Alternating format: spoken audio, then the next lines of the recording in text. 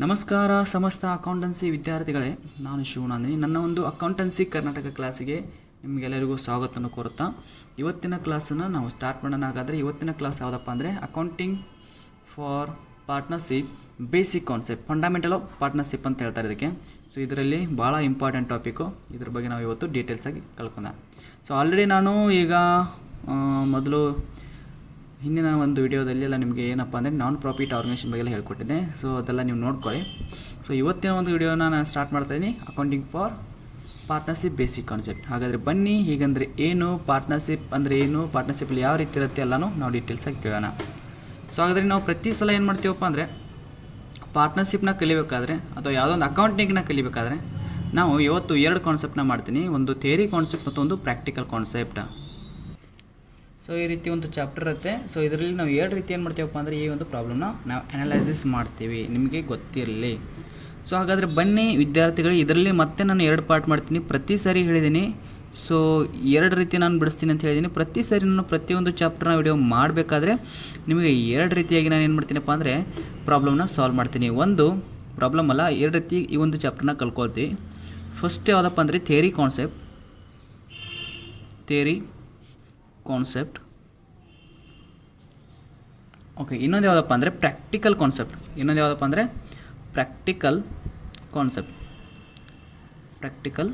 Concept. So ಈ ರೀತಿಗೆ ನಾವು ಎರಡನ್ನ ಕಲಿತೀವಿ. ಥಿಯರಿಯಲ್ಲಿ ಎಷ್ಟು ಮಾರ್ಕ್ಸ್ ಬರುತ್ತೆ ಮತ್ತು ಪ್ರಾಕ್ಟಿಕಲಲ್ಲಿ ಎಷ್ಟು ಮಾರ್ಕ್ಸ್ ಬರುತ್ತೆ ಅಂತ ನಾವು ಒಂದೊಂದೇ ತಿಳ್ಕೊಳ್ಳೋಣ. ಹಾಗಾದರೆ ಬನ್ನಿ ವಿದ್ಯಾರ್ಥಿಗಳು, ಥಿಯರಿಯಲ್ಲಿ ಎಷ್ಟು ಮಾರ್ಕ್ಸ್ ಬರುತ್ತೆ ಅಂತ ನೋಡೋಣ. ಓಕೆ ನೋಡಿ ವಿದ್ಯಾರ್ಥಿಗಳು, ಇದರಲ್ಲಿ ಎಷ್ಟು ಮಾರ್ಕ್ಸಿಗೆ ಬರುತ್ತಪ್ಪ ಅಂದರೆ ಈ ಒಂದು ಕಾನ್ಸೆಪ್ಟಲ್ಲಿ ಫಸ್ಟು 1 ಮಾರ್ಕ್ಸಿನ ಕ್ವಶನ್ ಒಂದು ಬರುತ್ತೆ. ಫಸ್ಟ್ 1 ಮಾರ್ಕ್ಸ್ ಕ್ವಶನ್ ಬರುತ್ತೆ, 1 ಮಾರ್ಕ್ಸ್ ಕ್ವಶನ್. ಆಮೇಲೆ 2 ಮಾರ್ಕ್ಸಿನ ಕ್ವಶನ್ ಒಂದು ಬರುತ್ತೆ, 2 ಮಾರ್ಕ್ಸ್ ಕ್ವಶನ್. ಸೊ 1 ಮಾರ್ಕ್ಸಿನ ಕ್ವಶನ್ ಒಂದು, 2 ಮಾರ್ಕ್ಸಿನ ಕ್ವಶನ್ ಒಂದು. ಥಿಯರಿ ಕಾನ್ಸೆಪ್ಟಲ್ಲಿ ಟೋಟಲ್ ಎಷ್ಟು ಮಾರ್ಕ್ಸ್ ಬರುತ್ತಪ್ಪ ಅಂದರೆ ನಿಮ್ಗೆ ಗೊತ್ತಿರಲಿ, ಥಿಯರಿಯಲ್ಲಿ ಟೋಟಲ್ 3 ಮಾರ್ಕ್ಸ್ ಬರುತ್ತೆ, 3 ಮಾರ್ಕ್ಸ್ ಕ್ವಶನ್ ಬರುತ್ತೆ. ಸೊ ಅದೇ ರೀತಿ ಪ್ರಾಕ್ಟಿಕಲ್ ಎಷ್ಟು ಮಾರ್ಕ್ಸ್ ಬರುತ್ತೆ ಅಂದರೆ 6 ಮಾರ್ಕ್ಸ್ ಪ್ರಾಬ್ಲಮ್ ಬರುತ್ತೆ. 6 ಮಾರ್ಕ್ಸ್ಗೆ ಪ್ರಾಬ್ಲಮ್ ಬರುತ್ತೆ. ಸೊ ಅದನ್ನು ಈಗಲೇ ಬರ್ಸ್ಬಿಡ್ತೀನಿ, ಯಾವುದು ಪ್ರಾಬ್ಲಮ್ ಬರುವುದು. 6 ಮಾರ್ಕ್ಸಲ್ಲಿ ಎರಡು ಪ್ರಾಬ್ಲಮ್ ಇಂಪಾರ್ಟೆಂಟು. ಒಂದು ಪ್ರಾಬ್ಲಮ್ ಯಾವ್ದು ಬರುತ್ತೆ ಮತ್ತು ಇನ್ನೊಂದು ಪ್ರಾಬ್ಲಮ್ ಯಾವ್ದು ಬರುತ್ತೆ ಅಂತ ಹೇಳ್ಕೊಡ್ತೀನಿ. ಒಂದು ಡ್ರಾಯಿಂಗ್ಸಲ್ಲಿ ಕೇಳ್ತಾರೆ, ಡ್ರಾಯಿಂಗ್ಸ್ ಅಂತ ಒಂದು ಬರುತ್ತೆ. ಡ್ರಾಯಿಂಗ್ಸಲ್ಲಿ ಒಂದು ಕೇಳ್ಬೋದು ಎಕ್ಸಾಮಲ್ಲಿ, ಇದರಲ್ಲಿ ಕೇಳ್ತಾರೆ. ಬಿಟ್ಟರೆ ಇನ್ನೊಂದಿದೆ, ಯಾವುದಪ್ಪ ಅಂದರೆ ಪ್ರಾಫಿಟ್ ಆ್ಯಂಡ್ ಲಾಸ್ ಅಪ್ರೋಪ್ರಿಯೇಷನ್ ಅಂತ ಬರುತ್ತೆ. ಅಪ್ರೋಪ್ರಿಯೇಷನ್ ಅಂತ ಬರುತ್ತೆ. ಸೊ ಎರಡರಲ್ಲಿ ಒಂದು ಕೇಳ್ತಾರೆ. ಗ್ಯಾರಂಟಿ ಇದನ್ನೇ ಕೇಳ್ಬೋದು, ಇದರನ್ನೇ ಕೇಳ್ಬೋದು. ಇದರಲ್ಲಿ ಮೆಥಡ್ಸ್ಗಳು ಬರ್ತಾವೆ, ಅದನ್ನು ಆಮೇಲೆ ಹೇಳ್ತೀನಿ. ಆಮೇಲೆ ಇದ್ರೂ ಕೂಡ ಇಂಪಾರ್ಟೆಂಟ್ ಇದೆ. ಎರಡರಲ್ಲಿ ಒಂದು ಕೇಳ್ತಾರೆ. ಸೊ ಥಿಯರಿಲಿ 1 ಮಾರ್ಕ್ಸು 2 ಮಾರ್ಕ್ಸು ಮತ್ತು ಪ್ರಾಕ್ಟಿಕಲಲ್ಲಿ ಡ್ರಾಯಿಂಗ್ಸಲ್ಲಿ ಅಥವಾ ಪ್ರಾಫಿಟ್ ಆ್ಯಂಡ್ ಲಾಸ್ ಅಪ್ರೋಪ್ರಿಯೇಷನಲ್ಲಿ ಎರಡರಲ್ಲಿ ಒಂದು ಕೇಳ್ತಾರೆ. ಇದು ನಿಮಗೆ ಗೊತ್ತಿರಲಿ. ಈ ಚಾಪ್ಟ್ರಲ್ಲಿ ಟೋಟಲಾಗಿ ಎಷ್ಟು ಮಾರ್ಕ್ಸ್ ಬರುತ್ತಪ್ಪ ಅಂದರೆ ಈ ಚಾಪ್ಟ್ರಲ್ಲಿ ಟೋಟಲಾಗಿ 9 ಮಾರ್ಕ್ಸ್ ಬರುತ್ತೆ. 9 ಮಾರ್ಕ್ಸ್ ಈ ಚಾಪ್ಟ್ರಲ್ಲಿ ಕೇಳ್ತಾರೆ. ಇನ್ನೊಂದು ಗೊತ್ತಿರಲಿ, ಇಲ್ಲಿ ಪ್ರಾಕ್ಟಿಕಲ್ ಓರಿಯೆಂಟೆಡ್ ಅಂತ ಕ್ವಶನ್ ಕೇಳ್ತಾರೆ. ಪ್ರತಿಯೊಂದು ಚಾಪ್ಟ್ರಲ್ಲಿ ಇರುತ್ತೆ, ನೀವೇ ಓನಾಗಿ ಅದು ಬಿಡಿಸ್ಬೇಕಾಗತ್ತೆ. ಪ್ರಾಕ್ಟಿಕಲ್ ಓರಿಯೆಂಟೆಡ್ ಕ್ವಶನ್ ಕೂಡ ಇದ್ರ ಮೇಲೆ ಒಂದು ಇಂಪಾರ್ಟೆಂಟ್ ಇದೆ, ಯಾಕಂದರೆ ಇದರಲ್ಲಿ ಪ್ರತಿ ಸಾರಿ ಪ್ರಾಕ್ಟಿಕಲ್ ಓರಿಯೆಂಟೆಡ್ ಕೇಳಿದ್ದಾರೆ. ಅದೇ ರೀತಿ ನಾವು ಪ್ರಾಕ್ಟಿಕಲ್ ಓರಿಯೆಂಟೆಡ್ ಕೂಡ ನಾವು ಇಲ್ಲಿ ಸಾಲ್ವ್ ಮಾಡೋಣ. ಸೊ ಹಾಗಾದರೆ ವಿದ್ಯಾರ್ಥಿಗಳೇ, ನಾವು ಫಸ್ಟ್ ಕಾನ್ಸೆಪ್ಟ್ ಯಾವ್ದು ನೋಡಪ್ಪ ಅನ್ನೋದ್ರೆ ಥಿಯರಿ ಕಾನ್ಸೆಪ್ಟನ್ನ ನೋಡೋಣ. ಹಾಗಾದರೆ ಬನ್ನಿ ವಿದ್ಯಾರ್ಥಿಗಳು, ಹಾಗಾದರೆ ಥಿಯರಿ ಕಾನ್ಸೆಪ್ಟ್ ಅಂದರೆ ಏನು, ನಾವು ಯಾವ ರೀತಿ ಕಲಿತೀವಿ, ಇಲ್ಲಿ ಯಾವ ರೀತಿ ಥಿಯರಿ ಇರುತ್ತೆ ಅಂತ ನಿಮ್ಗೆ ಹೇಳ್ಕೊಡ್ತಾ ಇದ್ದೀನಿ. ಸೊ ಫಸ್ಟು ನಿಮ್ಗೆ ಅರ್ಥ ಮಾಡ್ಕೊಳ್ಳಿ theory. What is mean by partnership ಅಂದರೆ ಏನು, ಮತ್ತು ಯಾಕೆ ಒಂದು ಪಾರ್ಟ್ನರ್ಶಿಪ್ ಅನ್ನೋದು ಹೆಸರು ಬಂತು, ಮತ್ತು ಇದನ್ನು ನಾವು ಸೆಕೆಂಡ್ PUCಲಿ ಕಲಿಬೇಕಾ ಅಥವಾ ಬೇಡವಾ ಅಂತ ನಾವೆಲ್ಲ ಇಲ್ಲಿ ತಿಳ್ಕೊಳ್ತೀವಿ. ಸೆಕೆಂಡ್ PUCಲಿ ಥಿಯರಿ ಕಾನ್ಸೆಪ್ಟಾಗಿ ಪಾರ್ಟ್ನರ್ಶಿಪ್ನ ಇಟ್ಟಿದ್ದಾರೆ. ಸೊ ಈ ಪಾರ್ಟ್ನರ್ಶಿಪ್ ಬಗ್ಗೆ ನಾವು ಡೀಟೇಲ್ಸಾಗಿ ಅರ್ಥ ಮಾಡ್ಕೊಳ್ಳೋಣ. ಬನ್ನಿ ಹಾಗಾದರೆ ಥಿಯರಿ ಕಾನ್ಸೆಪ್ಟಲ್ಲಿ ಏನೇನು ಬರುತ್ತೆ ಏನೇನಿಲ್ಲ ಅಂತ ನೋಡ್ಕೊಂಬಿಡೋಣ. ಓಕೆ ಪಾರ್ಟ್ನರ್ಶಿಪ್ ಕಲಿಯೋದಕ್ಕಿಂತ ನಾವು ಬಿಸ್ನೆಸ್ ಫಾರ್ಮ್ ಬಗ್ಗೆ ಕಲಿತೀವಿ. ಬಿಸ್ನೆಸ್ ಫಾರ್ಮ್ ಅಂತ ಬರುತ್ತೆ. ಫಾರ್ಮ್ ಆಫ್ ಬಿಸ್ನೆಸ್ ಯಾವುದು? ಫಾರ್ಮ್ಸ್ ಆಫ್ ಬಿಸ್ನೆಸ್, ಇದ್ರ ಬಗ್ಗೆ ತಿಳ್ಕೊಬೇಕು. ಹಿಂಗಂದ್ರೆ ಏನು? ಫಾರ್ಮ್ಸ್ ಆಫ್ ಬಿಸ್ನೆಸ್ ಅಂದರೆ ಏನು? ಸೊ ಫಾರ್ಮ್ಸ್ ಆಫ್ ಬಿಸ್ನೆಸ್ ಬಗ್ಗೆ ಸ್ವಲ್ಪ ಹೇಳ್ಕೊಡ್ತೀನಿ. ಫಸ್ಟ್ ನಂಬರ್ 1, ಸೋಲ್ ಟ್ರೇಡರ್ ಬಿಸ್ನೆಸ್ ಅಥವಾ ಪ್ರೊಪ್ರೈಟರ್ಶಿಪ್ ಅಂತೀವಿ ಇದಕ್ಕೆ. ಪ್ರೊಪ್ರೈಟರ್ಶಿಪ್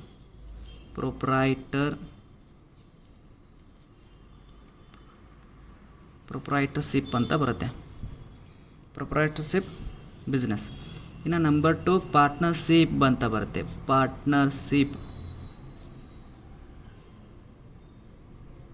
ಇನ್ನು ನಂಬರ್ 3 ಕಂಪ್ನೀಸ್ ಅಂತ ಬರುತ್ತೆ. ಕಂಪನೀಸ್. ಇದು ನಿಮಗೆ ಗೊತ್ತಿರಬೇಕಂತ ಒಂದು ಹೊಸ ವಿಷಯ. ಏನಪ್ಪ ಅಂದರೆ ಸೋಲ್ ಟ್ರೇಡರ್ ಅಂತ ನಾವೇನು ಮಾಡಿದ್ದೀವಿ ಅಂದರೆ PUC ಫಸ್ಟ್ ಇಯರಲ್ಲಿ ಬಿಸ್ನೆಸ್ ಸ್ಟಡಿ ಎಲ್ಲ ತಿಳ್ಕೊಂಡಿದ್ದೀವಿ. ಸೋಲ್ ಟ್ರೇಡರಲ್ಲಿ ಯಾವ ರೀತಿ ನಾವು ಟ್ರೇಡ್ ಮಾಡ್ತೀವಿ, ಆಮೇಲೆ ಏಕ ವ್ಯಕ್ತಿ ಅಂತ ಹೆಸರು ಕೇಳಿರ್ತೀರ. ಸೊ ಅದು ಇಲ್ಲಿ ಬರುತ್ತೆ. ಇದ್ರ ಬಗ್ಗೆ ನಾವು ಡೀಟೇಲ್ಸಾಗಿ ಆಲ್ರೆಡಿ ಕಲ್ತಿದ್ವಿ. ಸೊ ನಮಗೆ ಬೇಕಾಗಿದ್ದು ಯಾವುದಪ್ಪ ಅಂದರೆ 2. ಸೊ ಇದು ನಿಮಗೆ ಗೊತ್ತಿರಲಿ. ಏನಪ್ಪ 2? ನಿಮಗೆ 2 ಬುಕ್ ಇದೆ. 2 ಬುಕ್ಕು ನಿಮ್ಮ ಒಂದು ಅಕೌಂಟೆನ್ಸಿ ಒಂದು ಕರ್ನಾಟಕ ಸಿಲೆಬಸ್ಗೆ 2 ಬುಕ್ ಕೊಟ್ಟಿದ್ದಾರೆ. ಸೊ 2 ಬುಕ್ ಯಾವುದಪ್ಪ ಅಂದರೆ ಅಕೌಂಟೆನ್ಸಿ 1 ಮತ್ತು ಅಕೌಂಟೆನ್ಸಿ 2. ಅಕೌಂಟೆನ್ಸಿ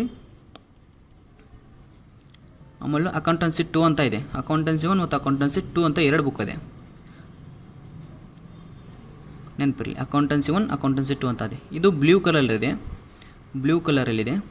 ಆಮೇಲೆ ಇದು ಆರೆಂಜ್ ಕಲರಲ್ಲಿದೆ. ಸ್ವಲ್ಪ ನೀವು ಬೇಕಾದರೆ ಹೋಗಿ ಚೆಕ್ ಮಾಡ್ಕೋಬೋದು. ಸೊ ಏನಪ್ಪ ಅಂದರೆ ಇದು ಬ್ಲೂ ಕಲರಲ್ಲಿ ಇದೆಯಲ್ಲ, ಇದೆಲ್ಲ ಪೂರ್ತಿ ಪಾರ್ಟ್ನರ್ಶಿಪ್ ಬಗ್ಗೆ ಕೊಡ್ತಾರೆ. ಪಾರ್ಟ್ನರ್ಶಿಪ್ ಬಗ್ಗೆನೇ ಪೂರ್ತಿ ಡೀಟೇಲ್ಸ್ ಆಗಿದೆ. ಪಾರ್ಟ್ನರ್ಶಿಪ್ ಬಗ್ಗೆನೇ ಪೂರ್ತಿ ಡೀಟೇಲ್ಸ್ ಆಗಿ ಕೊಟ್ಟಿದ್ದಾರೆ. ಇನ್ನು ಆರೆಂಜ್ ಕಲರ್ ಇದೆಯಲ್ಲ, ಇದೆಲ್ಲ ಬರೀ ಕಂಪ್ನೀಸ್ ಬಗ್ಗೆ ಕೊಟ್ಟಿದ್ದಾರೆ. ಸೊ ಗೊತ್ತಾಯ್ತಾ? ನಿಮಗೊಂದು ಒಂದು ಅಂಡರ್ಸ್ಟ್ಯಾಂಡಿಂಗ್ ಗೊತ್ತಿರಲಿ.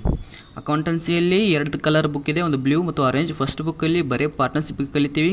What is my partnership, admission of partnership, ಆಮೇಲೆ death of partnership, retirement of partnership and dissolution of partnership ಬಗ್ಗೆ ಫಸ್ಟ್ ನಾವು ಇದರಲ್ಲಿ ಕಲಿತೀವಿ. ಬರೀ ಪಾರ್ಟ್ನರ್ಶಿಪ್ ಬಗ್ಗೆ ಮಾತ್ರ ಕಲಿತೀವಿ. ಅದು first book ಅಕೌಂಟೆನ್ಸಿದು.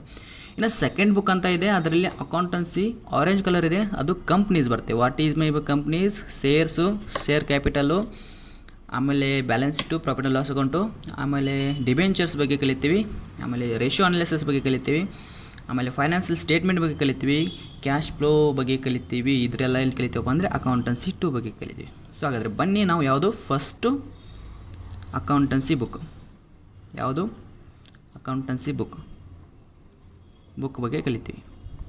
So first accountancy ಬುಕ್ನ ಕಲಿಬೇಕಾದ್ರೆ ಅದರಲ್ಲಿ ಫಸ್ಟ್ ಚಾಪ್ಟರ್ ಯಾವುದಪ್ಪ ಅಂದರೆ ಪಾರ್ಟ್ನರ್ಶಿಪ್ ಬೇಸಿಕ್ ಕಾನ್ಸೆಪ್ಟ್. ಪಾರ್ಟ್ನರ್ಶಿಪ್ ಬಗ್ಗೆ ಕಲಿಬೇಕು. ಪಾರ್ಟ್ನರ್ಶಿಪ್ ಅಂದರೆ ಏನು, ಯಾವ ರೀತಿ ಪಾರ್ಟ್ನರ್ಶಿಪ್ ಡೀಡ್ ಮಾಡ್ತಾರೆ, ಡೀಡಲ್ಲಿ ಏನೇನಿರುತ್ತೆ, ಆಮೇಲೆ ಪಾರ್ಟ್ನರ್ಶಿಪ್ಪಲ್ಲಿ ಯಾವ ರೀತಿ ನಾವು ಫೀಚರ್ಸ್ನ ನೋಡ್ತೀವಿ, ಎಲ್ಲನೂ ಇದರಲ್ಲಿ ಕಲಿತೀವಿ. ಮೀನಿಂಗ್ಸ್ ಅಂದರೆ ಏನು ಎಲ್ಲ ಕಲಿತೀವಿ. ಸೊ ಇದು ನಮಗೆ ಬೇಕಾಗಿರೋದು.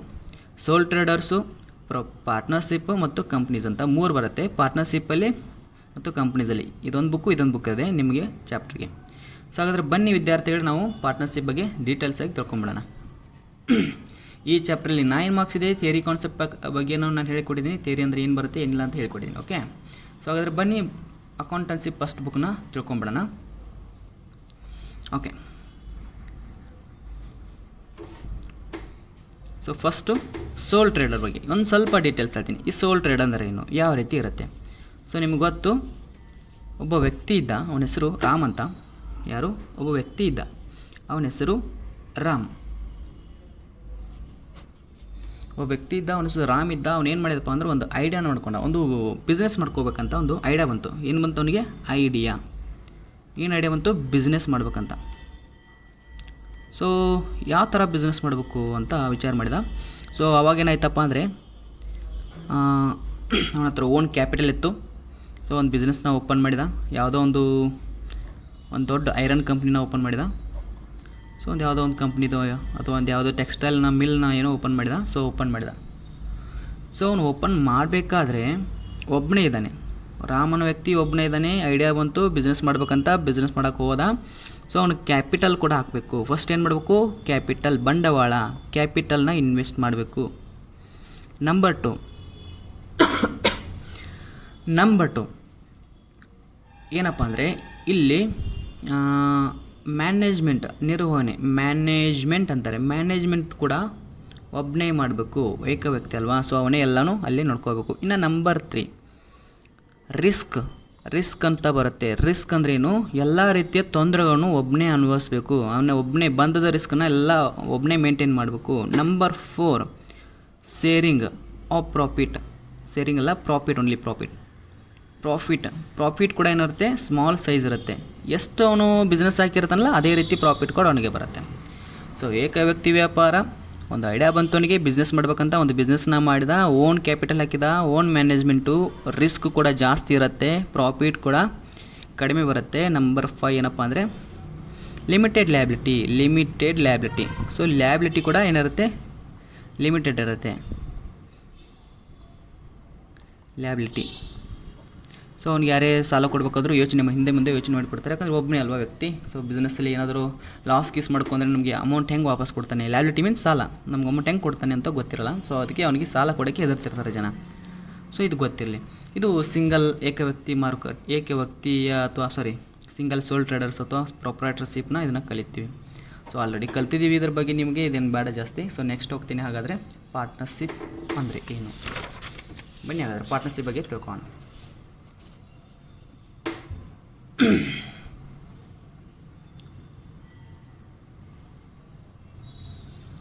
Partnership account. ಸೊ ಪಾರ್ಟ್ನರ್ಶಿಪ್ ಬಗ್ಗೆ ಸ್ವಲ್ಪ ಒಂದು ಸ್ಟೋರಿನ ಹೇಳ್ತೀನಿ ನೋಡಿ. ಏನಪ್ಪ ಅಂದರೆ 4 ಜನ ವ್ಯಕ್ತಿಗಳಿದ್ದಾರೆ, ಎಲ್ಲ ಫ್ರೆಂಡ್ಸ್. ಇವರು 4 ಜನ ಫ್ರೆಂಡ್ಸ್ಗಳು. ಸೊ ಇವನು ರಮೇಶ್, ಗಣೇಶ್, ಮಹೇಶ್, ದರೇಶ್. ಸೊ 4 ಜನ ವ್ಯಕ್ತಿಗಳಿದ್ದಾರೆ.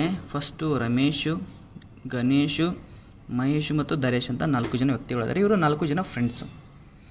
ಸೊ ಇವರ ಫ್ರೆಂಡ್ಸ್ ಇದ್ದರು. ಏನಾಯ್ತಪ್ಪ ಅಂದರೆ ಒಂದು ಸಾರಿ ಏನೋ ಹಂಗೆ ಕೂತ್ಕೊಂಡು ಮಾತಾಡಬೇಕಾದ್ರೆ ಸೊ 4 ಜನ ಕೇಳ್ತಾರೆ, ಸೊ ನಾವು ಯಾಕೆ ಒಂದು ಬಿಸ್ನೆಸ್ನ ಸ್ಟಾರ್ಟ್ ಮಾಡಬಾರ್ದು, 4 ಜನ ಸೇರಿ ಒಂದು ಬಿಸ್ನೆಸ್ನ ಸ್ಟಾರ್ಟ್ ಮಾಡೋಣ, ಬಂದಿದ್ದು ಪ್ರಾಫಿಟಲ್ಲೇ 4 ಜನ ಹಂಚಿಕೆ ಮಾಡೋಣ ಅಂತ ಎಲ್ಲರೂ ಸೇರಿ ಮಾತಾಡ್ಕೊಳ್ತಾರೆ.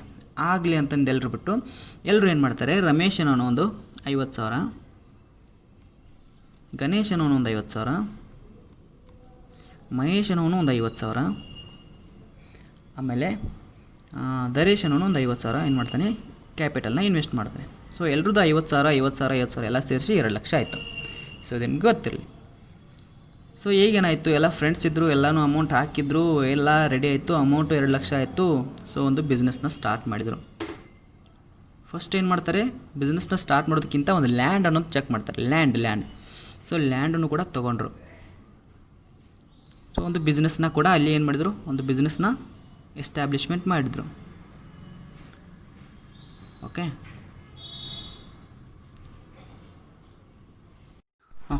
ಬಿಸ್ನೆಸ್ನ ಸ್ಟಾರ್ಟ್ ಮಾಡಿದರು. ಸೊ ಇವಾಗ ಏನಾಗುತ್ತೆ ಅಂದರೆ 4 ಜನ ಸೇರಿ ಒಂದು ಸಿಂಪಲ್ ಬಿಸ್ನೆಸ್ನ ಸ್ಟಾರ್ಟ್ ಮಾಡಿದ್ದಾರೆ.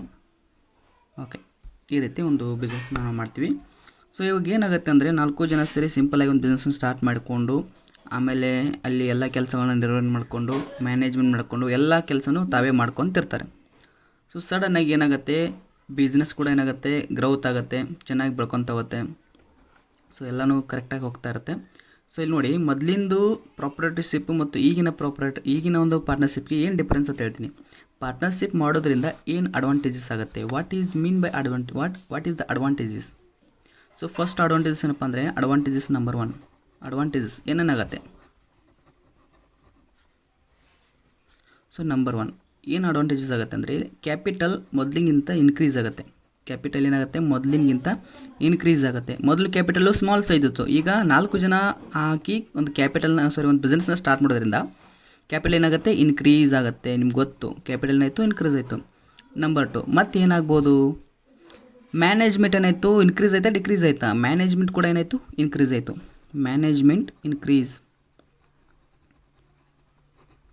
ಮ್ಯಾನೇಜ್ಮೆಂಟ್ ಕೂಡ ಏನಾಯಿತು, ಇನ್ಕ್ರೀಸ್ ಆಯಿತು.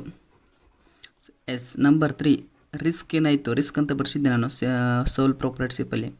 ರಿಸ್ಕ್ ಕೂಡ ಏನಾಯಿತು, ಡಿಸ್ಟ್ರಿಬ್ಯೂಟ್ ಆಯಿತು. ಡಿಸ್ಟ್ರಿಬ್ಯೂಷನ್ ಮೀನ್ಸ್ ಸೇರಿಂಗ್, ರಿಸ್ಕ್ ಕೂಡ ಸೇರಿಂಗ್ ಆಯಿತು. ಮೊದಲು ಒಬ್ಬನೇ ರಿಸ್ಕ್ನ ಮೇಂಟೈನ್ ಮಾಡ್ತಿದ್ದ, ಈಗ 4 ಜನ ಸೇರಿ ರಿಸ್ಕ್ನ ಮೇಂಟೈನ್ ಮಾಡೋಕ್ಕೆ ಸ್ಟಾರ್ಟ್ ಮಾಡಿದರು. ಸೊ ನೆಕ್ಸ್ಟ್ ನಂಬರ್ 4 ಏನು ಕೊಟ್ಟಿದ್ದಾರೆ, ಸೊ ನಂಬರ್ 4ಅಲ್ಲಿ ಪ್ರಾಫಿಟ್ ಕೂಡ ಏನಾಯಿತು, ಇನ್ಕ್ರೀಸ್ ಆಗುತ್ತೆ. ಮೊದಲು ಪ್ರಾಫಿಟ್ ಸ್ಮಾಲ್ ಸ್ಕೇಲ್ ಇತ್ತು, ಈಗ ಬಿಗ್ ಸ್ಕೇಲ್ ಆಯಿತು. ಪ್ರಾಫಿಟ್ ಕೂಡ ಇನ್ಕ್ರೀಸ್ ಆಗುತ್ತೆ, ಪ್ರಾಫಿಟ್ ಕೂಡ ಇನ್ಕ್ರೀಸಿಂಗ್. ಹಾಗಾದರೆ ಲ್ಯಾಬಿಲಿಟಿ ಏನಾಗುತ್ತೆ, ಲ್ಯಾಬಿಲಿಟಿ ಕೂಡ ಅನ್ಲಿಮಿಟೆಡ್ ಆಗುತ್ತೆ. ಅನ್ಲಿಮಿಟೆಡ್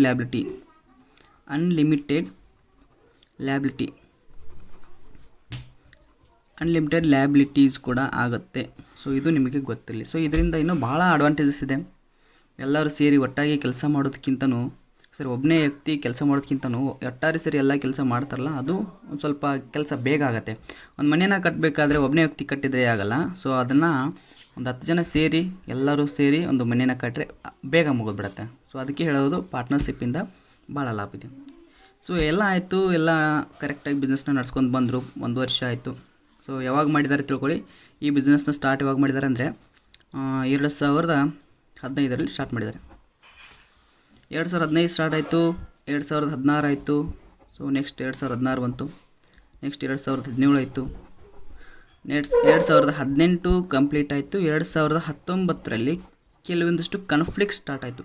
ಕನ್ಫ್ಲಿಕ್ಟ್ ಅಂದರೆ ಜಗಳ. ಏನು ಸ್ಟಾರ್ಟ್ ಆಯಿತು, 2020ರಲ್ಲಿ 2020ರಲ್ಲಿ ಕನ್ಫ್ಲಿಕ್ಟ್ ಸ್ಟಾರ್ಟ್ ಆಯಿತು. ಕನ್ಫ್ಲಿಕ್ಟ್ ಮೀನ್ಸ್ ಜಗಳ. ಏನು ಜಗಳ ಸ್ಟಾರ್ಟ್ ಆಯಿತು, ಇವನಂತಾನೆ ನಾನು ಕೆಲಸ ಮಾಡ್ತೀನಿ, ನೀವು ಸರಿಯಾಗಿ ಮಾಡ್ತಿಲ್ಲ. ಇವನಂತಾನೆ ನಾನು ಮಾಡ್ತೀನಿ, ನೀವು ಮಾಡಲ್ಲ. ಸೊ ನೀನು ಕೆಲಸಕ್ಕೆ ಬರ್ತೀಯ, ಒಂದೊಂದು ಸರಿ ಬರಲ್ಲ. ಇವನು ಅಂತಾನೆ ನಾನು ಬರ್ತೀನಿ, ಬಟ್ ಒಂದೊಂದು ಸರಿ ಲೇಟ್ ಆಗುತ್ತೆ ಅಂತ ಹೇಳ್ತಾನೆ. ಸೊ ಈ ರೀತಿ ಏನೋ ಒಂದು ಸ್ವಲ್ಪ ಜಗಳ ಸ್ಟಾರ್ಟ್ ಆಗುತ್ತೆ. ಅಥವಾ ಏನಾದರೂ ಇವನು ಮೋಸ ಮಾಡೋಕ್ಕೆ ಸ್ಟಾರ್ಟ್ ಮಾಡ್ತಾನೆ, ಅಥವಾ ಏನಾದರೂ ಇವನೇನು ಮಾಡ್ತಾನಪ್ಪ ಅಂದರೆ ಸ್ವಲ್ಪ ಪ್ರಾಬ್ಲಮ್ ಆಗ್ತಿದೆ, ಅದು ಇದು ಅಂತ ಜಗಳ ಆಗುತ್ತೆ. ಸ್ವಲ್ಪ ಏನಾದರೂ ಸ್ವಲ್ಪ ನಿಮ್ಗೆ ಗೊತ್ತಿರುತ್ತೆ, ಜಗಳ ಅಂತ ಯಾವುದೊಂದು ಸ್ಮಾಲು ಮಾತಿನಿಂದ ಜಗಳ ಸ್ಟಾರ್ಟ್ ಆಗುತ್ತೆ. ಬಟ್ ಎಲ್ಲತ್ರ ಜಗಳ ಸ್ಟಾರ್ಟ್ ಆಯಿತು. ಸೊ ಇವ್ರೇನು ಮಾಡ್ತಾರೆ, ಅಲ್ಲೇ ಸ್ವಲ್ಪ ಕೇಸ್ ಆಗಿಬಿಡುತ್ತೆ ಅವ್ರ ಮೇಲೆ, ಎಲ್ಲರ ಮೇಲೆ ಪೊಲೀಸ್ ಕೇಸ್ ಮಾಡಿಬಿಡ್ತಾರೆ. ಸೊ ಜಗಳಗಳನ್ನ. ಸೊ ಅವಾಗೇನಾಗುತ್ತೆ, ಸೊ ಎಲ್ಲರೂ ಏನು ಮಾಡ್ತಾರೆ, ಕೋರ್ಟ್ಗೆ ಹೋಗ್ತಾರೆ. ಎಲ್ಲಿ, ಕೋರ್ಟ್ಗೆ ಹೋಗ್ತಾರೆ. ಸೊ ಎಲ್ಲರೂ ಸೇರಿ ಎಲ್ಲಿ ಹೋದರು, ಒಂದು ಕೋರ್ಟ್ಗೆ ಹೋಗ್ಬಿಟ್ರು. ಸೊ ಇದು ಕೋರ್ಟು. ಸೊ ಈ ಥರ ಒಂದು ಕೋರ್ಟ್ ಇತ್ತು.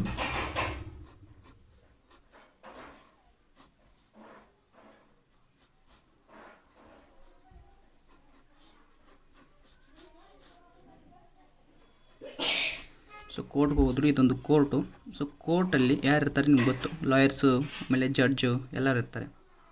ಸೊ 4 ಜನ, ಇಲ್ಲೊಂದಿಬ್ಬರು ಜನ, ಆಮೇಲೆ ಇಲ್ಲೊಂದಿಬ್ಬರು ಜನ ನಿಂತ್ಕೊಂಡು ಕೋರ್ಟಲ್ಲಿ ಕೇಸಾಗಿ ಸ್ಟಾರ್ಟ್ ಆಯಿತು. ವಾದ ವಿವಾದಗಳು ಸ್ಟಾರ್ಟ್ ಆಯಿತು. ಸೊ ಜಡ್ಜ್ ಏನಂತಾನೆ, ಏನಪ್ಪ ನಿಮ್ಮದು ಬರೀ ಇದೇ ಆಯಿತು. ಸೊ ಕೋರ್ಟು ಇಲ್ಲಿ ಇಬ್ಬರು ಜನಕ್ಕೆ ನಿಲ್ಲಿಸ್ಬಿಟ್ಟು ವಾದ ವಿವಾದ ಸ್ಟಾರ್ಟ್ ಆಗುತ್ತೆ. ಜಗಳ ಯಾಕಾಯಿತು ಅಂತ ಸ್ಟಾರ್ಟ್ ಮಾಡ್ತಾರೆ. ಸೊ ಈ ರೀತಿ ಜಗಳ ಆಯಿತು ಅಂತ ಅವರೆಲ್ಲ ಹೇಳ್ತಾರೆ, ಕಾರಣಗಳನ್ನು ಹೇಳ್ತಾರೆ. ಸೊ ಜಡ್ಜ್ ಅವ್ರು ಏನು ಹೇಳ್ತಾರಪ್ಪ ಅಂದರೆ, ಸೊ ಪ್ರತಿ ಸಾರಿ ನೀವು ಬರ್ತೀರಾ, ಜಗಳ ಮಾಡ್ತೀರಾ, ಬರ್ತೀರಾ, ಜಗಳ ಮಾಡ್ಕೊಂಡು ಹೋಗ್ತೀರಾ, ನಾವೆಲ್ಲ ಸಾಲ್ವ್ ಮಾಡ್ತೀವಿ. ಪ್ರತಿ ಸಾರಿ ಇದೇ ರಗಳೆ ಆಯ್ತು ನಿಮ್ಮದು. ಸೊ ಇದಕ್ಕೆ ಏನಾದರೂ ಪರಿಹಾರ ಬೇಕಲ್ವಾ, ಏನಾದರೂ ಪರಿಹಾರ ಮಾಡಬೇಕಂತ ಏನು ಮಾಡ್ತಾರೆ, ಈ ಕೋರ್ಟ್ ಅನ್ನೋದು ಏನು ಮಾಡುತ್ತೆ, ಗೋರ್ಮೆಂಟಿಗೆ ಒಂದು ಪತ್ರ ಬರೆದ್ಬಿಡುತ್ತೆ. ಸೊ ಪಾರ್ಟ್ನರ್ಶಿಪ್ ಮೇಲೆ ಏನಾದರೂ ಒಂದು ಆ್ಯಕ್ಟ್ ಮಾಡಿ, ಪಾರ್ಟ್ನರ್ಶಿಪ್ ಮೇಲೆ ಏನಾದರೂ ಪಾರ್ಟ್ನರ್ಶಿಪ್ ಮೇಲೆ ಹಿಡಿತ ಸಾಧಿಸಿ. ಸುಮ್ಮನೆ ಅವರು ಜಗಳ ಆಡ್ಕೊಂಡು ಕೋರ್ಟಿಗೆ ಬರೋದಕ್ಕಿಂತ ನಿಮ್ಮ ಕಡೆ ಇದ್ದರೆ ಒಂದು ಏನಾದರೂ ಗೌರ್ಮೆಂಟ್ ವತಿಯಿಂದ ಒಂದು ರೂಲ್ಸು, ಕಾಯ್ದೆಗಳನ್ನು ಮಾಡಿ ಅಂತ ಗೋರ್ಮೆಂಟಿಗೆ ಏನು ಮಾಡುತ್ತೆ, ಮನವಿ ಮಾಡುತ್ತೆ. ಸೊ ಅಪೀಲ್ ಮಾಡುತ್ತೆ, ಮನವಿ ಅಂತಾರೆ ಅದಕ್ಕೆ.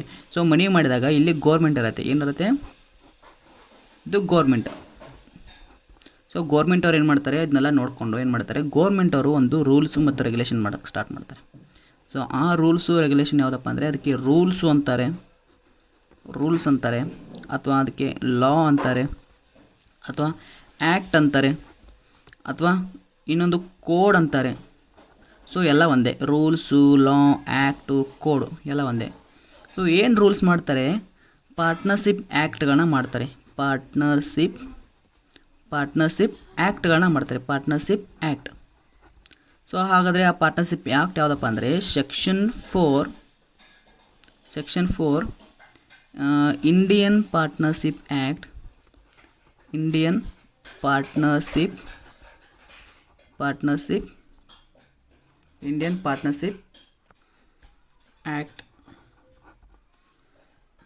ಅದಂದರೆ ಅದನ್ನು ಈ ರೀತಿ ಬರ್ತೀನಿ,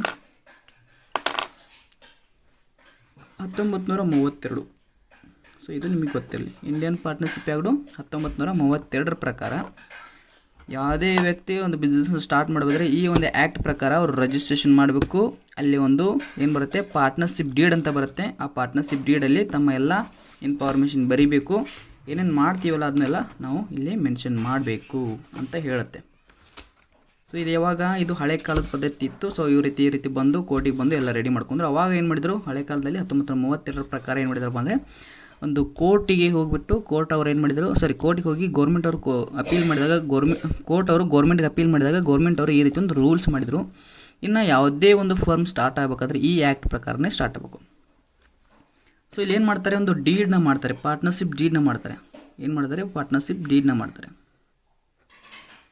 ಪಾರ್ಟ್ನರ್ಶಿಪ್ ಡೀಡ್ ಅಂತ ಒಂದು ಕಾಗದ ಪತ್ರನ ರೆಡಿ ಮಾಡ್ತಾರೆ. ಸೊ ಪಾರ್ಟ್ನರ್ಶಿಪ್ ಡೀಡ್ನ ರೆಡಿ ಮಾಡ್ತಾರೆ.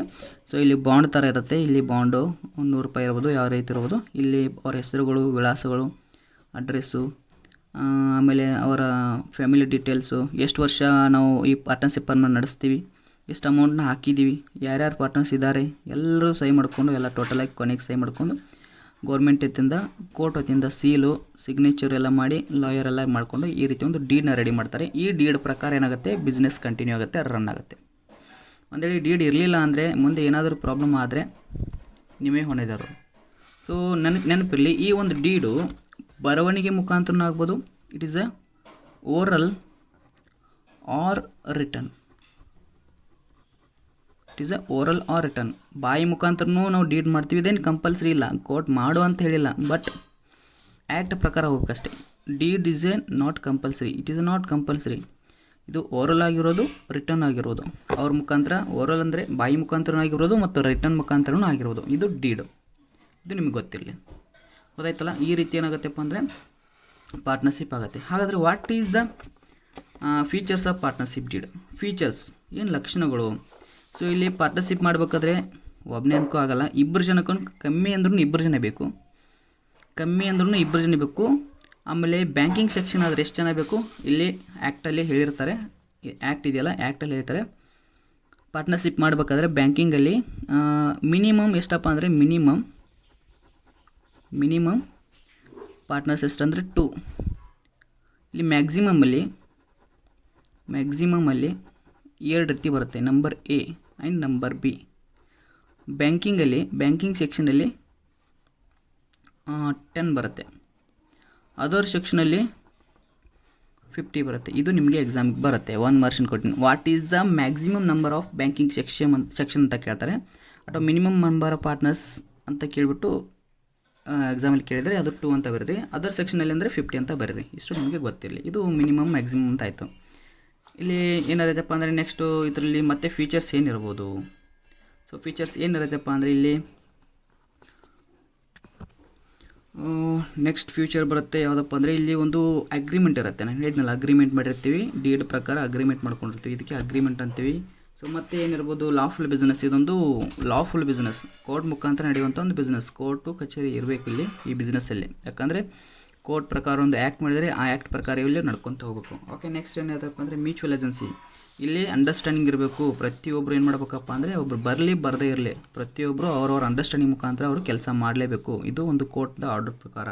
ಸೊ ನೆಕ್ಸ್ಟ್ ಏನಿರುತ್ತೆ ಅಂದರೆ ಅನ್ಲಿಮಿಟೆಡ್ ಲ್ಯಾಬಿಲಿಟಿ ಸಾಕಷ್ಟು ಇರುತ್ತೆ, ಸಾಕಷ್ಟು ಪ್ರಮಾಣದಲ್ಲಿ ಇಲ್ಲಿ ಸಾಲ ಸಿಗ್ತಾ ಇರುತ್ತೆ. ಯಾಕಂದರೆ 4 ಜನ ಇರ್ತಾರೆ, ಎಲ್ಲಿಂದ ಬೇಕಂದ್ರೆ ಸಾಲ ತರ್ತಾ ಇರ್ತಾರೆ ಬಿಸ್ನೆಸ್ಗೋಸ್ಕರ. ಸೊ ಇದು ಏನಪ್ಪ ಅಂದರೆ ಒಂದು ಇನ್ಫಾರ್ಮೇಷನ್. ಇಷ್ಟೆಲ್ಲ ಬಿಸ್ನೆಸ್ಸಲ್ಲಿ ನಡೆಯುತ್ತೆ. ಸೊ ಗೊತ್ತಾಯ್ತಲ್ಲ, ಈ ರೀತಿ ಒಂದು ಥಿಯರಿ ಇರುತ್ತೆ. ಸೊ ಹಾಗಾದರೆ ಬನ್ನಿ ನೆಕ್ಸ್ಟ್ ಹೋಗೋಣ, ಏನಂತ ಬರುತ್ತೆ ನೋಡೋಣ. ನೆಕ್ಸ್ಟ್ ಹೋಗೋಣ ಬನ್ನಿ. Okay, accounting for partnership basic concept. ಈಗ ನೀವು ಬೇಸಿಕ್ನ ತಿಳ್ಕೊಂಡಿದ್ರಿ ಆಲ್ರೆಡಿ, ನಿಮಗೆಲ್ಲ ಗೊತ್ತು. ಯಾವ ಒಂದು ಸ್ಟೋರಿ ಮುಖಾಂತರ ಬೇಸಿಕ್ನ ತಿಳ್ಕೊಂಡಿದ್ರಿ. ಸೊ ಇವಾಗ ಏನಾಗುತ್ತೆ, ಈ ಒಂದು ಥಿಯರಿನ ನಿಮಗೆ ಒಂದೊಂದೇ ತಿಳಿಸ್ಕೊಡ್ತೀನಿ. ಸೊ ನೋಡಿ, accounting for partnership basic concept chapter number 2. ಇದರಲ್ಲಿ ಟೋಟಲಾಗಿ 9 ಮಾರ್ಕ್ಸ್ ಬರುತ್ತೆ. 3 ಮಾರ್ಕ್ಸು ಯಾವುದಪ್ಪ ಅಂದರೆ ಥಿಯರಿಲಿ ಬರುತ್ತೆ. ಆಮೇಲೆ ಇನ್ನು ಬಾಕಿದ್ದು 6 ಮಾರ್ಕ್ಸ್ ಎಲ್ಲಿ ಬರುತ್ತಪ್ಪ ಅಂದರೆ ಪ್ರಾಕ್ಟಿಕಲಲ್ಲಿ ಬರುತ್ತೆ. ಸೊ ಹಾಗಾಗಿ ಫಸ್ಟು ಹೋಗೋಣ ಇಂಟ್ರೊಡಕ್ಷನ್.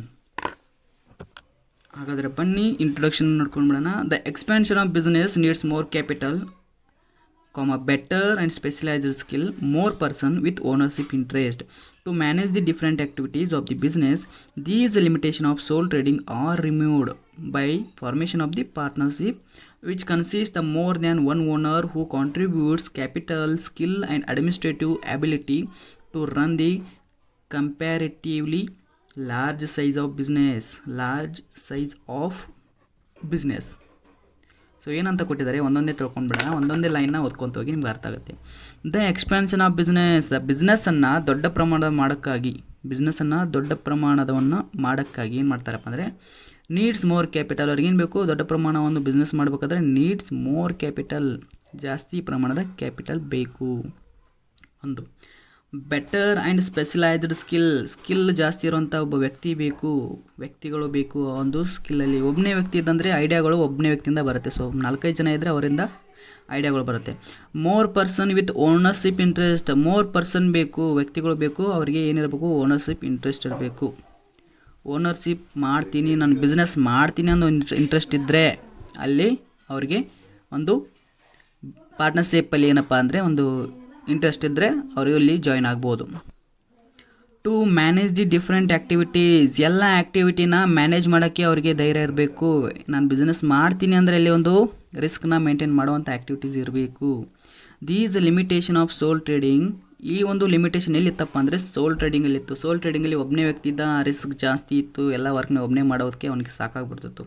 ಸೊ ಇದನ್ನೆಲ್ಲ ಲಿಮಿಟೇಷನ್ ಅಂದರೆ ಅನಾನುಕೂಲತೆಗಳಿತ್ತು ಸೋಲ್ ಟ್ರೇಡಿಂಗ್ ಸರ್. ಇಷ್ಟೆಲ್ಲ ಅನಾನುಕೂಲತೆ ಇರೋದ ಕಾರಣಕ್ಕಾಗಿ ಏನಪ್ಪ ಅಂದರೆ ಈ ಒಂದು ಪಾರ್ಟ್ನರ್ಶಿಪ್ ಫಾರ್ಮ್ನ ಸ್ಟಾರ್ಟ್ ಮಾಡೋಕ್ಕೆ ಅಂತ ಪಾರ್ಟ್ನರ್ಶಿಪ್ ಫಾರ್ಮ್ಗೆ ರೆಡಿ ಮಾಡೋಕ್ಕೆ ಎಲ್ಲ ಅನುಕೂಲ ಮಾಡ್ಕೊಂಡ್ಬಿಟ್ರು. ಸೊ ನೆಕ್ಸ್ಟ್ ಅಂದ್ಕೊಂಡಿದ್ದಾರೆ ನೋಡಿ, these limitation of sole trading are removed by the formation of partnership which consist more than one owner. ಅವೇನು ಕನ್ಸಿಸ್ಟ್ ಮಾಡ್ತಾವೆ ಅಂದರೆ ಪಾರ್ಟ್ನರ್ಶಿಪ್ ಏನು ಕನ್ಸಿಸ್ಟ್ ಆಗುತ್ತೆ ಅಂದರೆ ಮೋರ್ ದೆನ್ ಒನ್ ಓನರ್, ಒಬ್ಬನಿಗಿಂತ ಜಾಸ್ತಿ ಇರ್ತಾರೆ. ಓಕೆ, ಹೂ ಕಾಂಟ್ರಿಬ್ಯೂಟ್ಸ್ ಕ್ಯಾಪಿಟಲ್ನ ಕಾಂಟ್ರಿಬ್ಯೂಷನ್ ಆಗುತ್ತೆ. ಈ ಒಂದು ನಾನು ಹೇಳಿದ್ದೀನಿ ಎಕ್ಸಾಂಪಲಲ್ಲಿ ಕಾಂಟ್ರಿಬ್ಯೂಷನ್ ಕ್ಯಾಪಿಟಲ್ ಯಾವ ರೀತಿ ಕಾಂಟ್ರಿಬ್ಯೂಷನ್ ಆಗುತ್ತೆ ಅಂತ. ಸ್ಕಿಲ್ ಕೂಡ ಜಾಸ್ತಿ ಆಗುತ್ತೆ, ಅಡ್ಮಿನಿಸ್ಟ್ರೇಟಿವ್ ಎಬಿಲಿಟಿ, ಮ್ಯಾನೇಜ್ಮೆಂಟ್ ಎಬಿಲಿಟಿ ಕೂಡ ಜಾಸ್ತಿ ಆಗುತ್ತೆ. Run the comparatively large size of business, ಒಂದು ದೊಡ್ಡ ಪ್ರಮಾಣದ ಬಿಸ್ನೆಸ್ನ ರನ್ ಮಾಡಬೇಕಾದ್ರೆ ಆ ರೀತಿ ಓನರ್ಶಿಪ್ ಇಂಟ್ರೆಸ್ಟರ್ ಅವರು ಇಲ್ಲಿ ಬರ್ಬೋದು. Specialised skill, more capital, better specialised skill, ಆಮೇಲೆ ಮೋರ್ ಪರ್ಸನ್ಸ್ ಎಲ್ಲ ಇಲ್ಲಿ ಬಂದರೆ ಈ ಒಂದು ಬಿಸ್ನೆಸ್ಸು ರನ್ ಆಗೋಕ್ಕೆ ಕಂಪ್ಯಾರಿಟಿವ್ ರನ್ ಆಗೋಕ್ಕೆ ಏನಾಗುತ್ತೆಪ್ಪ ಅಂದರೆ ಇಲ್ಲಿ ಅನುಕೂಲಕರವಾಗುತ್ತೆ. ಸೊ ಇಷ್ಟು ಏನಪ್ಪ ಅಂದರೆ ಒಂದು ಇಂಟ್ರೊಡಕ್ಷನ್ ಕೊಟ್ಟಿದ್ದಾರೆ. ಸೊ ಹಾಗಾದರೆ ಮೀನಿಂಗು ಡೆಫಿನಿಷನ್ ನೋಡಿಬಿಡೋಣ ಬನ್ನಿ. ಹಾಗಾದರೆ ಈ ಡೆಫಿನಿಷನ್ ನೋಡಿಬಿಡೋಣ. Section 4 Indian partnership act 1932 define the partnership as the relationship between persons who have agreed to the profits of a business carried on by all or any of them acting for all ಅಂತ ಕೊಟ್ಟಿದ್ದಾರೆ. So ಏನಂತ ಹೇಳುತ್ತೆ ನೋಡಿ, ಚೆನ್ನಾಗಿ ತಿಳ್ಕೊಳ್ಳಿ. Section 4 ನಾನು ಹೇಳಿದ್ದೆ, Indian partnership act ಅಂದರೆ ಇಂಡಿಯನ್ ಗೌರ್ಮೆಂಟ್ ಒಂದು ಆ್ಯಕ್ಟ್ ಮಾಡಿತ್ತು. ಯಾವುದಪ್ಪ ಅಂದರೆ ಸೆಕ್ಷನ್ 4 ಇಂಡಿಯನ್ ಪಾರ್ಟ್ನರ್ಶಿಪ್ ಅಂತ ಏನಿದೆಯಲ್ಲ ಇದೇನು ಹೇಳುತ್ತಪ್ಪ ಅಂದರೆ ಒಂದು ಸೆಕ್ಷನ್ 4 ಇಂಡಿಯನ್ ಪಾರ್ಟ್ನರ್ಶಿಪ್ ಆ್ಯಕ್ಟ್ ಏನು ಹೇಳುತ್ತೆ ಅಂದರೆ defines partnership as the relationship between persons who have agreed to the profits. ಇಬ್ಬರು ಜನ ಸೇರಿ ಪ್ರಾಫಿಟ್ಗೋಸ್ಕರ ಅಗ್ರಿ ಅಂದರೆ ಒಂದು ಅಗ್ರಿಮೆಂಟ್ನ ಮಾಡಿಕೊಂಡು ಬಿಸ್ನೆಸ್ನ ಕ್ಯಾರಿಡ್ ಮಾಡ್ತಾರೆ, ಬಿಸ್ನೆಸ್ನ ರನ್ ಮಾಡ್ತಾರೆ. ಸೊ ಅಂಥ ಒಂದು ಬಿಸ್ನೆಸ್ಸಲ್ಲಿ ಕ್ಯಾರಿಡ್ ಆನ್ ಬೈ ಆಲ್ ಎಲ್ಲರಿಗೋಸ್ಕರ ಒಬ್ಬನೂ ಕೆಲಸ ಮಾಡ್ಬೋದು, R any of them acting for all, ಎಲ್ಲರೂ ಸೇರಿ ಕೆಲಸನ ಮಾಡ್ಬೋದು. Business carried on by all ಅಂದರೆ ಎಲ್ಲರೂ ಸೇರಿ ಒಂದು ಬಿಸ್ನೆಸ್ನ ರನ್ ಮಾಡ್ಕೊಂಡು ಹೋಗ್ತಾರೆ. R any of them acting for all, ಅಥವಾ ಎಲ್ಲರ ಪರವಾಗಿ ಒಬ್ಬನೇ ಅಲ್ಲಿ ಬಿಸ್ನೆಸ್ನ ಮಾಡ್ಬೋದು. ಸರ್ ಹೆಂಗೆ ಅದು ಅಂತ ನೀವು ಕೇಳ್ಬೋದು. ಸೊ ಏನಪ್ಪ ಅಂದರೆ ಒಂದು 4 ಜನ ಪಾರ್ಟ್ನರ್ಸ್ ಇದ್ದಾರೆ. ಸೊ 4 ಜನ ಪಾರ್ಟ್ನರ್ಶಿಪ್ಪಲ್ಲಿ ಬರೋಕ್ಕೆ ಇಂಟ್ರೆಸ್ಟ್ ಇದೆ, ಬಟ್ ಕೆಲಸ ಮಾಡೋಕ್ಕೆ ಇಂಟ್ರೆಸ್ಟ್ ಇಲ್ಲ. ಸೊ ಆ ಎಲ್ಲ ಕೆಲಸನೂ ಒಬ್ಬನೇ ಮಾಡ್ತಾನೆ ಅಥವಾ 2 ಜನ ಸೇರ್ಕೊಂಡು ಮಾಡ್ತಾರೆ. ಅವರಿಗೆ ಸ್ಯಾಲ್ರಿ ಅಂತ ಒಂದು ಇಂತಿಷ್ಟು ಅಮೌಂಟ್ನ ಕೊಡ್ತಿರ್ತಾರೆ. ಸೊ ಏನಪ್ಪ ಅಂದರೆ business agree to the profits to business carried on by all or any of them acting for all ಅಂದರೆ ನಟನೆ ಮಾಡೋದು, ಎಲ್ಲರ ಬದಲಾಗಿ ಒಬ್ಬನೇ ಏನು ಮಾಡೋದು ಅಲ್ಲಿ ಬಿಸ್ನೆಸ್ಸಲ್ಲಿ ಕೆಲಸ ಮಾಡೋದು. ಇದಕ್ಕೇನಂತೀವಿ ಡೆಫಿನಿಷನ್ ಕೊಟ್ಟರು ಯಾರು, ಸೆಕ್ಷನ್ 4. ಇದಕ್ಕೇನಂತೀವಿ ನಾವು ಮ್ಯೂಚುವಲ್ ಅಂಡರ್ಸ್ಟ್ಯಾಂಡಿಂಗ್ ಅಂತೀವಿ. ಮ್ಯೂಚುವಲ್ ಅಂಡರ್ಸ್ಟ್ಯಾಂಡಿಂಗ್ ಅವರಲ್ಲೇ ಅಂಡರ್ಸ್ಟ್ಯಾಂಡಿಂಗ್ ಮಾಡ್ಕೊಂಡು ಒಂದು ಮ್ಯೂಚುವಲ್ ಅಂಡರ್ಸ್ಟ್ಯಾಂಡಿಂಗ್ ಮಾಡ್ಕೊಳ್ತಾರೆ. ಡೆಫಿನಿಷನ್ ಮೀನಿಂಗು ಆಯಿತು. ಸೊ ಇದರ ಪ್ರಕಾರ ಇನ್ನೊಂದು ಯಾರು ಪ್ರೊಫೆಸರ್ ಹೆನ್ರಿ ಅಂತವ್ರು ಒಬ್ಬರು ಡೆಫಿನಿಷನ್ ಕೊಟ್ಟಿದ್ದಾರೆ. The relation existing between persons who competent to make contract, who are agreed to carry on lawful business in common with a view to enjoy private gain. private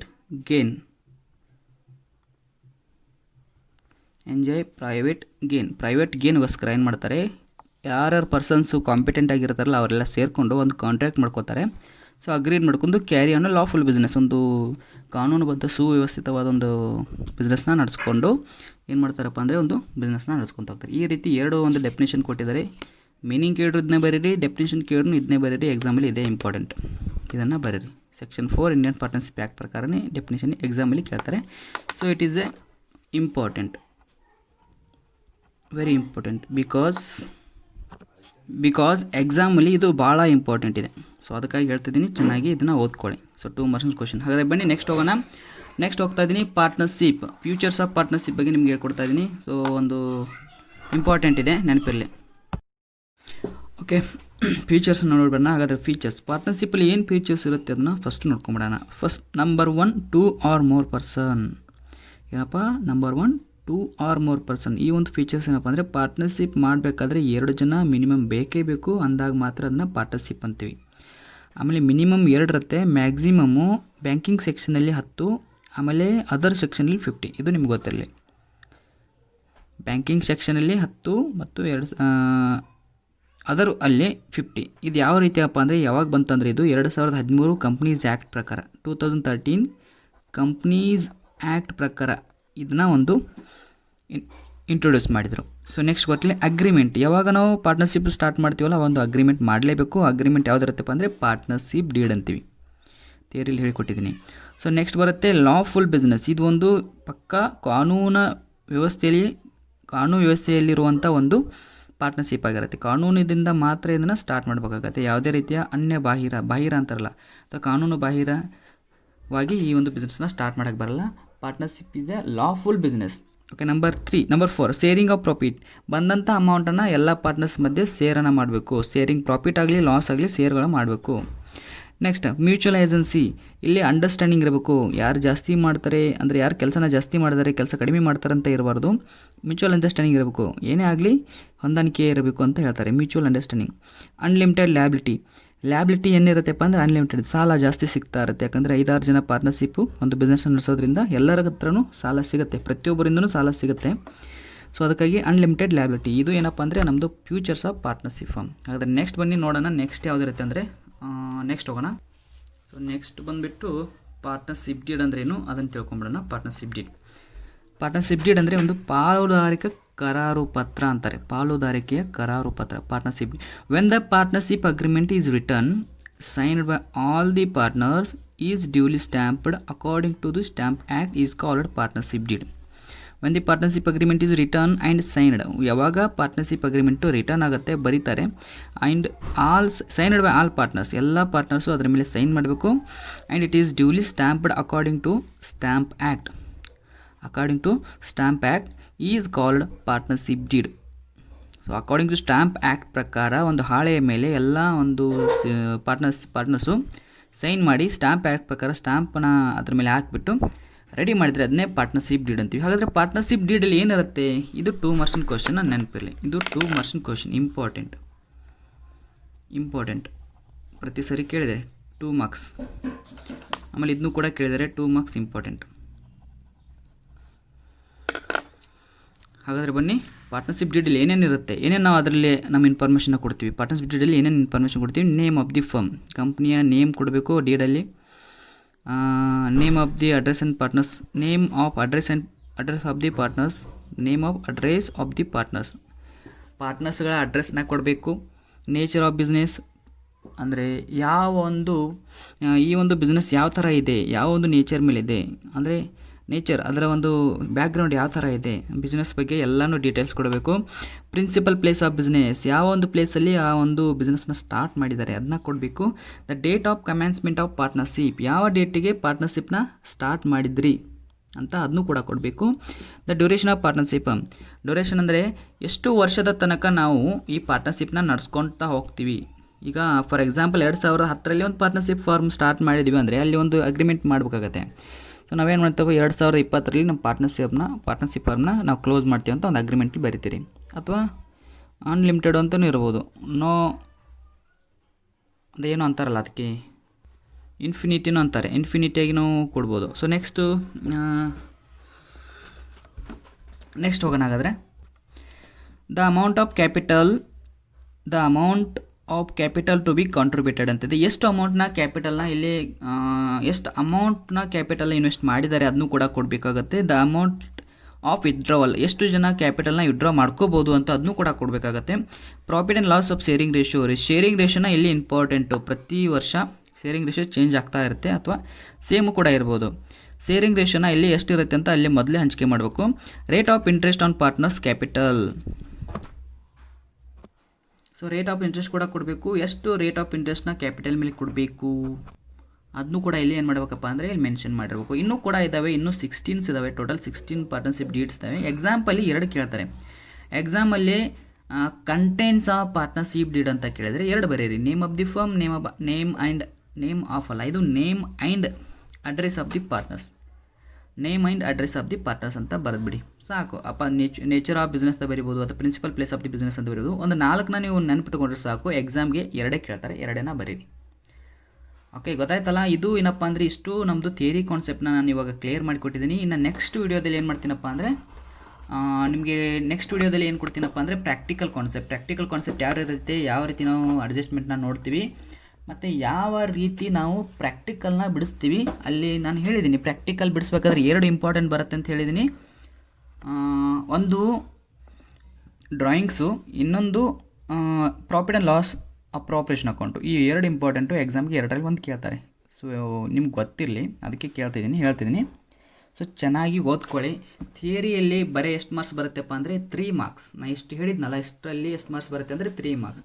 ಬೇಕಾದರೆ ನೀವು check ಮಾಡಿ ನೋಡಿ ಅಥವಾ ನೀವು confirmation ಮಾಡ್ಕೊಳ್ಳೋದಕ್ಕೋಸ್ಕರ question ಪೇಪರ್ನ 2020 question paper 2019 question ಪೇಪರ್ನ open ಮಾಡಿ ನೋಡಿ. ನಾನು ಏನಿಷ್ಟು ಹೇಳಿದ್ದೀನಲ್ಲ ಇದರಲ್ಲಿಯೇ ಕ್ವಶನ್ ಕೇಳಿರ್ತಾರೆ, ಇದ್ರ ಬಿಟ್ಟು ಬೇರೆ ಯಾವುದೂ ಕೇಳಲ್ಲ. ನಿಮಗೆ 2021ನೇ ಕ್ವಶನ್ನು ಚೆನ್ನಾಗಿ ಆಗಬೇಕಂದ್ರೆ ಇಷ್ಟು ಮಾತ್ರ ಮಾಡಿ, ಇದಕ್ಕಿಂತ ಜಾಸ್ತಿ ಏನು ಬೇಡ. 1 ಮಾರ್ಕ್ಸಿಂದು ಆಮೇಲೆ 2 ಮಾರ್ಕ್ಸಿನ ಕೂಡ. ಸೊ ನಾನು ಹೇಳಿದ್ನಲ್ಲ ಇದರಲ್ಲಿ ಇಷ್ಟು ಬೇಸಿಕಲ್ಲೇ ಕೇಳ್ತಾರೆ. ಇಷ್ಟನ್ನೇ ನೀವು ಪ್ರಿಪೇರ್ ಮಾಡಿದರೆ ಈ ಚಾಪ್ಟ್ರಲ್ಲಿ 100 ಮಾಡ್ಬೋದು. ಈ ಚಾಪ್ಟ್ರಲ್ಲಿ 100 ಅಂದರೆ ಈ ಚಾಪ್ಟರ್ ಎಷ್ಟು ಬರುತ್ತಲ್ಲ, ಎಷ್ಟು ಬರುತ್ತೆ 9 ಮಾರ್ಕ್ಸಿಗೆ ಬರುತ್ತೆ. 9 ಮಾರ್ಕ್ಸ್ನ ಕಂಪ್ಲೀಟ್ ಮಾಡ್ಕೋಬಹುದು. ಓಕೆ, ನಿಮ್ಗೆ ಏನಾದರೂ ಅರ್ಥ ಆಗಿಲ್ಲ ಅಂದರೆ ಮತ್ತೊಂದು ಸರಿ ವಿಡಿಯೋನ ರಿಪೀಟ್ ನೋಡಿ. ಆವಾಗಲೂ ಅರ್ಥ ಆಗಲಿಲ್ಲ ಅಂದರೆ ನನಗೆ ಕಾಂಟ್ಯಾಕ್ಟ್ ಮಾಡಿ. ಇಲ್ಲಿ ಕೆಳಗಡೆ ನನ್ನ ಕಾಂಟ್ಯಾಕ್ಟ್ ನಂಬರ್ನ ಕೊಟ್ಟಿದ್ದೀನಿ, ಅಲ್ಲಿ ನೀವು ನೋಡ್ಕೋಬೋದು. ಆಮೇಲೆ ಏನಾದರೂ ಅರ್ಥ ಆಗದಿದ್ದರೆ ನನಗೆ ಕಾಲ್ ಮಾಡಿ, ನಾನು ಹೇಳ್ತೀನಿ. ಆಮೇಲೆ ನಿಮಗೇನಾದರೂ ಆನ್ಲೈನ್ ಕ್ಲಾಸ್ ಸೇರಬೇಕು ಅಂತ ಏನಾದರೂ ಇಂಟ್ರೆಸ್ಟ್ ಇದ್ದರೆ ನನಗೆ ಕಾಲ್ ಮಾಡಿ. ಆನ್ಲೈನ್ ಕ್ಲಾಸ್ ಕೂಡ ನಾವು ತೊಗೊಳ್ತಾ ಇರ್ತೀವಿ, ಜೂಮ್ ಆನ್ಲೈನ್ ಕ್ಲಾಸನ್ನು ತೊಗೊಳ್ತಾ ಇರ್ತೀವಿ. ಆಮೇಲೆ ನಿಮಗೆ ನಮ್ಮ ಒಂದು ಗ್ರೂಪಿಗೆ ಆ್ಯಡ್ ಮಾಡ್ತೀನಿ, ಬೇಕಾದರೆ ಅಲ್ಲೂ ಕೂಡ ನೀವು ಜಾಯ್ನ್ ಆಗ್ಬೋದು. ಅಲ್ಲಿ ಏನಪ್ಪ ಅಂದರೆ ಎಲ್ಲ ಸಬ್ಜೆಕ್ಟು ಅಂದರೆ ನಿಮ್ಮ ಒಂದು ಕಾಮರ್ಸ್ ಸಬ್ಜೆಕ್ಟು ಏನೇನಿದೆಯಲ್ಲ, ಕಾಮರ್ಸ್ ಆಗಲಿ ಆರ್ಟ್ಸ್ ಆಗಲಿ ಎಲ್ಲ ಸಬ್ಜೆಕ್ಟು ನೋಟ್ಸನ್ನು ಕೂಡ ಅಲ್ಲಿ ಕಳಿಸ್ತಾ ಇರ್ತೀವಿ ಗ್ರೂಪಲ್ಲಿ. ಕರ್ನಾಟಕದ ಎಲ್ಲ ವಿದ್ಯಾರ್ಥಿಗಳು ಅದರಲ್ಲಿದ್ದಾರೆ, ಎಲ್ಲ ಭಾಗದ ವಿದ್ಯಾರ್ಥಿಗಳು ಅದರಲ್ಲಿದ್ದಾರೆ. ಸೊ ಏನಾದರೂ ನಿಮಗೆ ಗ್ರೂಪಲ್ಲಿ ಸೇರ್ಕೋಬೇಕಂತ ಆಸೆ ಆದರೆ ಸೊ ಆ ಗ್ರೂಪಿಗೆ ನನಗೆ ನಿಮ್ಮ ಒಂದು ನಂಬರ್ನ ಸೆಂಡ್ ಮಾಡಿದರೆ ಅಲ್ಲಿ ಗ್ರೂಪಿಗೆ ಆ್ಯಡ್ ಮಾಡ್ತೀನಿ. ಸೊ ಗೊತ್ತಾಯ್ತಲ್ಲ ಪಾರ್ಟ್ನರ್ಶಿಪ್ ಬೇಸಿಕ್ಕು ಯಾವ ರೀತಿ ಇತ್ತು, ಯಾವ ರೀತಿ ನಾವು ಕಲಿಬೇಕಂತ ಗೊತ್ತಾಯಿತು. ಸೊ ಯಾವ ರೀತಿ ಇಲ್ಲಿ ಥಿಯರಿ ಕಾನ್ಸೆಪ್ಟ್ ಇತ್ತು ಅಂತ ನೋಡ್ಕೊಂಡ್ರಿ. ಸೊ ಇಷ್ಟು ಹೇಳ್ತಾ ಇವತ್ತಿನ ಕ್ಲಾಸ್ನ ಇಲ್ಲಿಗೆ ಮುಗಿಸ್ತಾ ಇದ್ದೀನಿ. ಮತ್ತೆ ನೆಕ್ಸ್ಟ್ ಕ್ಲಾಸನ್ನು ನೆಕ್ಸ್ಟ್ ವಿಡಿಯೋದಲ್ಲಿ ಮತ್ತೆ ಭೇಟಿಯಾಗೋಣ. ಧನ್ಯವಾದಗಳು, ಶುಭ ದಿನ.